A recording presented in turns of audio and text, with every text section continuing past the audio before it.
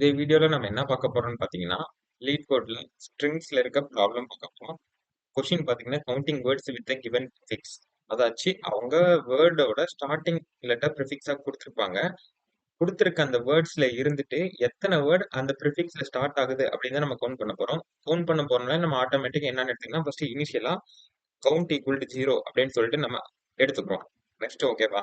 Next வந்து பாத்தீங்கன்னா ப்ரிஃபிக்ஸ்ங்கிறது இப்ப இன்புட்ல பாத்தீங்கன்னா எக்ஸாம்பிள் ஒன்ல ப்ரிஃபிக்ஸ் 18 கொடுத்துருக்காங்க. அதாவது 18ல ஸ்டார்ட் ஆகுற வேர்டு. உள்ரகது எல்லாமே பாத்தீங்கன்னா லிஸ்டா இருந்தாலும் உள்ரகது எல்லாமே ஸ்ட்ரிங்ஸ்ல இருக்கு. ஃபோ 4 ஸ்ட்ரிங் இருக்கு. சோ நம்ம நெக்ஸ்ட் என்ன பண்றோம்னு பாத்தீங்கன்னா அந்த வேர்ட்ஸ்ல இருக்க ஸ்ட்ரிங்கே நம்ம எடுத்துக்கிறோம். For S in words. எஸ்ங்கிறது ஸ்ட்ரிங்.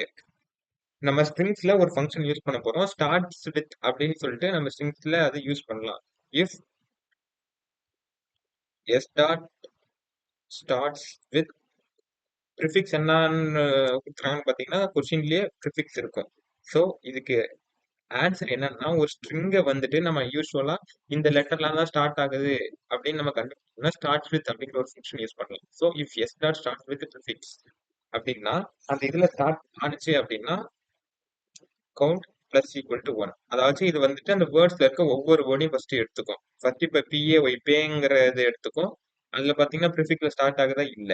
நெக்ஸ்ட் அட்டென்ஷன் அப்படிங்கிற வேர்ட் எடுத்துக்கும். அதுல அந்த ப்ரிஃபிக்ஸ் ஏட்ல ஸ்டார்ட் ஆகுதா இருக்கு. ஸோ கவுண்ட் வந்துட்டு count equal to count plus one. அப்ப இது ஒன்னு வந்துடும். நெக்ஸ்ட் ப்ராக்டிஸ் பாத்தீங்கன்னா ஸ்டார்ட் ஆகுதா கிடையாது. நெக்ஸ்ட் அட்டன் ஆனா ஸ்டார்ட் ஆகுது. ஸோ ஆல்ரெடி ஒரு ஒன்னு இருக்கும். இப்போ ஒன் பிளஸ் ஒன் டூ இருக்கு. இப்ப நம்ம ரிட்டர்ன் கவுண்ட் அப்படிங்கறத கொடுத்துட்டோம்னு பாத்தீங்கன்னா இப்ப சப்மிட் கொடுத்துடலாம். இப்ப சப்மிட் கொடுத்தா ஆன்சர் வந்து பாத்தீங்கன்னா அக்செப்டட் ஆயிருச்சு. அவ்வளவுதான். இந்த கொஸ்டின் வந்துட்டு ப்ரிஃபிக்ஸ்ல ஸ்டார்ட் ஆகுது அப்படிங்கறத எப்படி நம்ம கண்டுபிடிச்ச ப்ரோக்ராம்னு இதுல பார்த்திருக்கோம்.